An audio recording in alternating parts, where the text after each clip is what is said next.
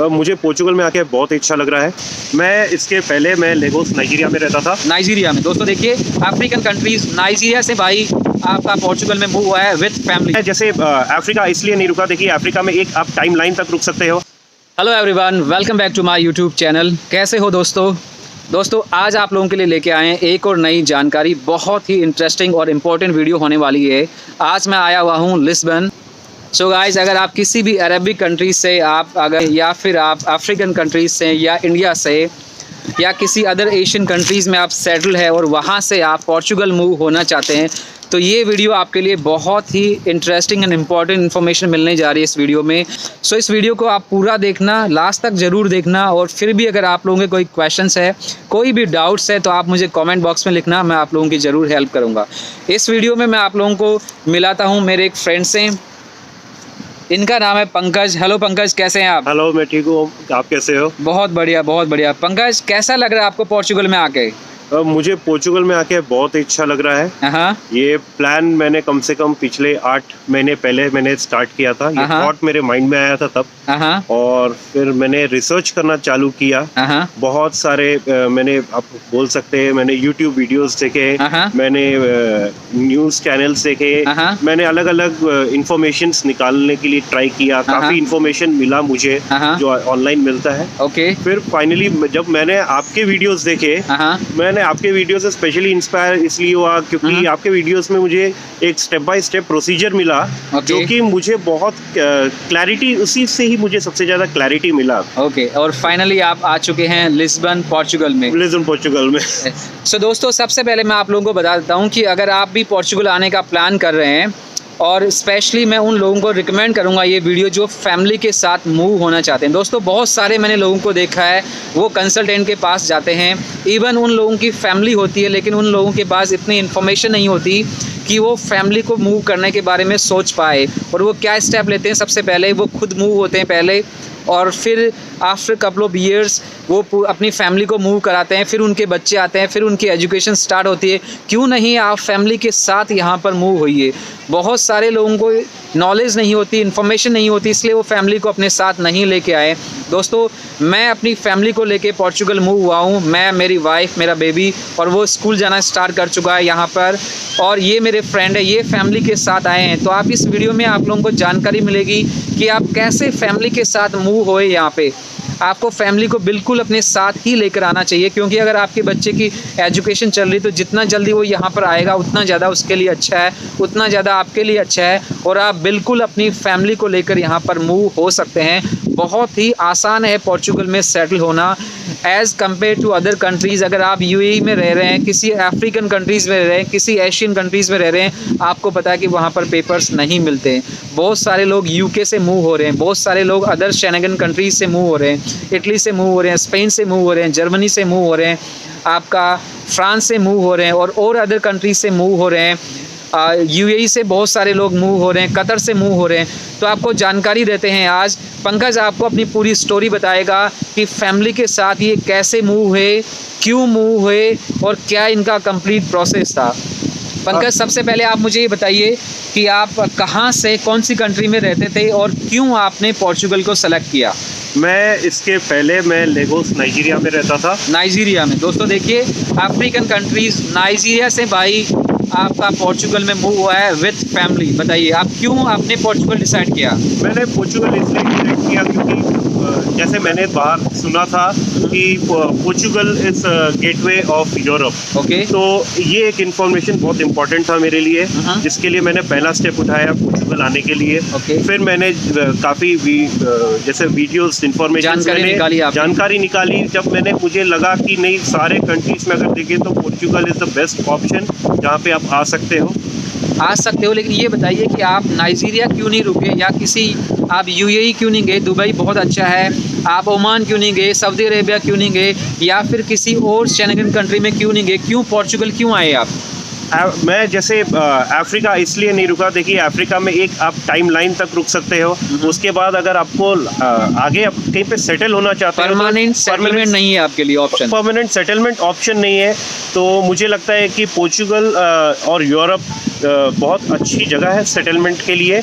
और अगर आप अरबिक कंट्रीज, आप यूएई, ओमान, दुबई ये सब बोल दो, यहाँ पे आप जा तो सकते हो पर कॉस्ट ऑफ लिविंग बहुत हाई है इन जगहों में।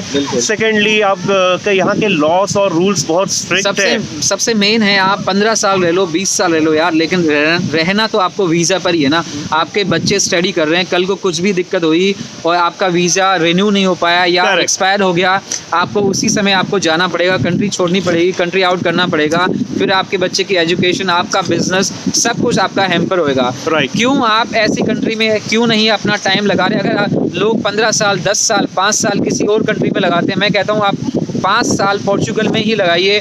आपके पास पूरे डॉक्यूमेंट्स होंगे, आप अपनी फैमिली को अपने साथ मूव कर सकते हैं या बाद में बुला सकते हैं। इवन अपने पेरेंट्स को भी आप यहाँ पर बुला सकते हैं और उनको भी पेपर्स यहाँ पर मिलेंगे। ये इतना आसान है। तो पंकज अपनी फैमिली को लेके नाइजीरिया से पोर्चुगल में मूव हो चुके हैं, तो आप क्यों इंतज़ार कर रहे हैं? किस चीज़ का इंतज़ार कर रहे हैं? जानकारी आपको मैं पूरे वीडियोस में दे रहा हूं। आप मुझसे पर्सनली कनेक्ट कर सकते हैं, इंस्टाग्राम से कनेक्ट कर सकते हैं, आप यहां पे कमेंट बॉक्स में अपने सवाल लिख सकते हैं और आप लोग आइए। यहां पे बहुत सारे ऑप्शंस है, डी कैटेगरी के बहुत सारे वीज़ाज़ है। हर बंदे की एक अलग कैटेगरी होती है, उस कैटेगरी के हिसाब से यहाँ पर ऑप्शंस अवेलेबल है और यहाँ का इमिग्रेशन अभी ओपन है। तो बताइए आपने कब डिसाइड किया पोर्चुगल आने का? कितना टाइम लगा इस प्रोसेस में और कैसे आए आप यहाँ पर? मैं लगभग अक्टूबर में, लास्ट ईयर अक्टूबर में 22 मैंने स्टार्ट किया अपना रिसर्च करना। रिसर्च स्टार्ट करने के बाद दिसंबर तक मैंने किन्हीं से कनेक्ट किया था, पर मुझे पता चला, उन्होंने बोला था दिसंबर में आ जाओ। मैंने बोला नहीं, मैं और रुक के आता हूँ, और स्टडी मुझे पर्सनली खुद करना था यहाँ पे। और क्योंकि इन्फॉर्मेशंस के इतने सोर्सेस थे कि कंफ्यूजन बहुत हो रहा था कि कहाँ से क्या हो। फिर मैंने इस ईयर में डिसाइड किया कि मैं अपना 23 में डिसाइड किया मैंने इस साल में स्टार्टिंग में कि नहीं, मैं अब पोर्चुगल ही आना चाहूँगा। और तब मैंने जैसे मैंने प्लान किया उसके हिसाब से मैंने वर्कआउट किया प्लान के हिसाब से, और फाइनली मैं यहाँ लिस्बन पोर्चुगल में आ गया। फाइनली आ गया। बहुत ही अच्छा कंट्री है, बहुत पीस लविंग, बहुत फ्रेंडली कंट्री है पोर्चुगल। यहाँ के लोकलाइट्स भी बहुत वार्म एंड वेलकमिंग है। आपको सपोर्ट और सिस्टम्स और यहाँ के जो रूल्स एंड रेगुलेशंस है बहुत रिलैक्स्ड है। तो आपको बेसिकली आप जो सर्च करना चाह रहे हैं आपको यहाँ पे मिलेगा। मैं यहाँ पे आके ये सोच रहा था कि अगर 10-12 साल जो मैंने अफ्रीकन कंट्री में लगाया है, शायद मैं उसके 5 साल लगाता तो आज के रेट आज यहाँ पे हो सकता था मुझे पोर्चुगल का पासपोर्ट तो मिल ही जाता, शायद मैं सिटीजनशिप का भी अप्लाई कर भी दिया रहता। देखिए सिटीजनशिप एक अलग मैटर है, वो आपकी पर्सनल चॉइस है। You like to be Indian और you like to be Portuguese, लेकिन एक्चुअली आपके पास पूरे यूरोप का एक्सेस मिल चुका होता, आप पूरे यूरोप में बिजनेस कर सकते थे। बिजनेस के लिए मैं तो ये कहूँगा कि पोर्चुगल ही बहुत अच्छी कंट्री है। यहाँ पर जितनी बिजनेस की अपॉर्चुनिटीज़ है, आई थिंक अदर कंट्रीज़ के मुकाबले यहाँ पे सस्ता है और बिज़नेस के ज़्यादा आसान ऑप्शन है बीइंग एन इंडियन। ये मेरा एक्सपीरियंस तो यही कहता है। सो ये बिज़नेस के लिए बहुत ही अच्छी जगह है, पेपर्स के लिए बहुत अच्छा है, वेदर बहुत अच्छा है, एजुकेशन फ्री है, काफ़ी सारी आपको आप देखिए ना, अगर आप किसी अरबिक कंट्रीज़ में रह रहे हैं, आप बेशक दुबई में रह रहे हैं, लेकिन आपको जो एक सिटीजन को जो फ़ायदा मिलता है या जो PR वाले को जो गवर्नमेंट की तरफ से जो एडवांटेज मिलते हैं वो नहीं मिलते आपको, जबकि वो आपको सारे एडवांटेज यहाँ पर मिलेंगे। हेल्थ केयर फ्री है, एजुकेशन फ्री है और भी बहुत सारे एडवांटेज आपको मिल रहे हैं। तो फिर आपके लिए आप क्यों वहाँ पर उन बहुत सारे इंडियंस को मैं जानता हूँ और बहुत सारे इंडियंस हैं जो वेल सेटल है इन बहुत सारी कंट्रीज़ में, लेकिन वो वीज़ा पे ही है। वो यहाँ पर इसलिए नहीं आ पाते क्योंकि उनको प्रॉपर नॉलेज नहीं है, उनको पता नहीं है। आप मुझे बताइए कि यहाँ पे पेपर लॉक करवाना कितना मुश्किल है? पेपर लॉक करवाना बहुत ही आसान है क्योंकि मुझे पेपर्स मैंने अपने बनवाए, मुझे बहुत इजीली मिला, राइट सोर्सेज से मिला। और इनफैक्ट जैसे मैंने आपको पहले भी बताया कि आपका जो चैनल है उसमें तो मुझे स्पेसिफिकली इतने डिटेल्ड इन्फॉर्मेशन मिले स्टेप बाय स्टेप कि आपको याद हो मैंने आपसे ही कनेक्ट किया और मैंने बोला कि मुझे लगता है आपके वीडियोस से ही मुझे सबसे इजीली पता चला है यहाँ पे कैसे मुझे अपने आप को लीगलाइज करना है और पेपर्स लेना है। तो definitely this was a very helpful step. Okay, एक और आप मुझे ये बताइए कि आप नाइजीरिया से कौन से वीज़ा पर यहाँ पर मूव हुए? नाइजीरिया से मैंने शेंजन वीज़ा अप्लाई किया, टूरिस्ट वीज़ा अप्लाई किया, टूरिस्ट वीज़ा अप्लाई किया, पूरी कंप्लीट फैमिली के साथ अप्लाई किया। बहुत ही बढ़िया। सो दोस्तों मैं आपको बता देना चाहता हूँ कि पोर्चुगल आने का सबसे आसान तरीका, जैसा आपको सबसे पहले पता भी है, फिर भी मैं रिपीट करता हूँ कि आप टूरिस्ट वीज़ा लेके, नॉट ओनली पोर्चुगल, किसी भी कंट्री का वीज़ा लेके आप पोर्चुगल मूव हो सकते हैं और यहाँ पर आकर आप अपना TRC के पेपर्स अप्लाई कर सकते हैं। आप टूरिस्ट वीज़ा पे आ सकते हैं, आप जॉब सर्च वीज़ा, आजकल एक और वीज़ा चल रहा है, अगर थोड़ा इंडिया से लेना मुश्किल है लेकिन जो लोग बाहर दूसरी कंट्रीज़ में रह रहे हैं वहाँ से लेना बहुत आसान है। जॉब सर्च वीज़ा में आपको 3 मंथ्स में ओनली TRC कार्ड मिल जाता है और आपको पूरी आप पोर्चुगल में आ सकते हैं, डॉक्यूमेंट्स अप्लाई कर सकते हैं, नई लाइफ आप अपनी स्टार्ट कर सकते हैं। सो पहला ऑप्शन आपके पास हो गया आपका टूरिस्ट वीज़ा, दूसरा हो गया जॉब सर्च वीज़ा, फिर आपके पास अलग अलग कैटेगरीज़ के D कैटेगरीज़ के काफ़ी सारे वीज़ाज़ है जो हर बंदे की प्रोफाइल के हिसाब से होता है। एक और वीज़ा है आपका जो नॉमैड डिजिटल, जो लोग डिजिटली काम करते हैं उनके लिए भी यहाँ पर ऑप्शंस है। अगर आपकी पैसिव इनकम है तो आपके पास D7 वीज़ा आपके लिए है। इस तरह के बहुत सारे ऑप्शंस हैं, आप इनको पता कीजिए।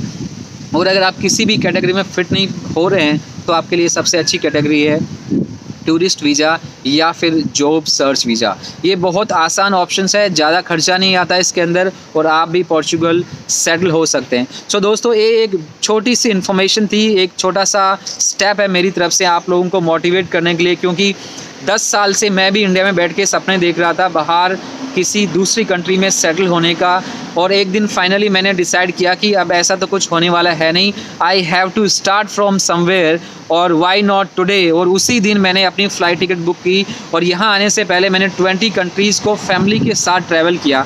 वो मेरा एक ऑप्शन था यहाँ आने का, या मैं पहले घूमना चाहता था, लेकिन तब मुझे नहीं पता था कि यहाँ पर आके पोर्चुगल में इतनी आसानी से आप आ सकते हैं और इतना आसान है यहाँ पर सेटल होना। लेकिन आज आपको मैं बताने लायक हूँ यहाँ पर कि बहुत आसान है, बहुत सारे लोग आ चुके हैं, इंडियन से ज़्यादा दूसरी कंट्री से लोग आ रहे हैं। वाई नॉट इंडियंस, आप लोग आइए। और इस वीडियो में हमने पूरी जानकारी दी है, अगर कुछ मिस हो गया तो आप कमेंट लिखिएगा, ये भाई भी आपको जवाब देंगे और मैं भी आप लोगों को जवाब दूंगा। तो आगे मिलेंगे आप लोगों से एक और नई जानकारी के साथ, तब तक लिए नमस्ते from Portugal Lisbon, bye bye.